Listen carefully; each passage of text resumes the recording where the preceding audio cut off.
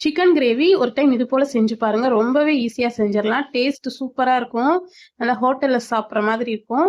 வாங்க இது எப்படி செய்யறதுன்னு பார்க்கலாம். இது செய்யறதுக்கு நான் வந்து ஒரு 3/4 கிலோ சிக்கன் எடுத்திருக்கேன். அதுல 1 டேபிள் ஸ்பூன் இஞ்சி பூண்டு பேஸ்ட், அப்புறம் ஒரு 3 டேபிள் ஸ்பூன் அளவுக்கு தயிர் சேர்த்துக்கோங்க. அப்புறம் 1 டீஸ்பூன் அளவுக்கு உப்பு சேர்த்துட்டு நல்லா கலந்து விட்டுட்டு இதை வந்து ஒரு 10ல இருந்து 15 நிமிஷம் அப்படியே நம்ம ஊற விட்டுறலாம். இப்போ ஒரு 4 தக்காளி, மீடியம் சைஸ் தக்காளி 4 தக்காளி, ஒரு 10 முந்திரி எடுத்து நல்லா அரைச்சி எடுத்துக்கோங்க. நல்லா நைஸா அரைச்சுக்கணும். அரைச்சிட்டு இப்ப குக்கர்ல ஒரு 3 டேபிள் ஸ்பூன் எண்ணெய், ஒரு 3 வெங்காயம் கட் பண்ணி வச்சிருக்கேன். வெங்காயம் நல்லா செவந்து பொரிஞ்சு வரணும். அந்த அளவு வந்ததும் 1 டேபிள் ஸ்பூன் இஞ்சி பூண்டு பேஸ்ட் சேர்த்துட்டு நல்லா வதக்கி விடுங்க. இப்ப நம்ம அரைச்ச அந்த முந்திரியும் தக்காளியும் சேர்த்துட்டு இதுவும் நல்லா எண்ணெய் பிரிஞ்சு வரணும். அந்த அளவுக்கு நல்லா வதக்கி விடுங்க. வதக்கி விட்டுட்டு இதுக்கு நம்ம மசாலா சேர்த்துக்கலாம். இப்ப இந்த கிரேவிக்கு தேவையான அளவு 1 டீஸ்பூன் உப்பு, 1 டீஸ்பூன் தனி மிளகாத்தூள், 1 டீஸ்பூன் காஷ்மீரி மிளகாத்தூள், அப்புறம் ஒரு 1 1/2 டேபிள் ஸ்பூன் அளவுக்கு தனியாத்தூள் சேர்த்துட்டு நல்லா கலந்து விடுங்க. இந்த மசாலாவோட பச்சை வாசனையெல்லாம் நல்லா போய் நல்லா எண்ணெய் பிரிஞ்சு வந்ததும் நம்ம ஊற வச்சிருக்க இந்த சிக்கனை சேர்த்துடலாம்.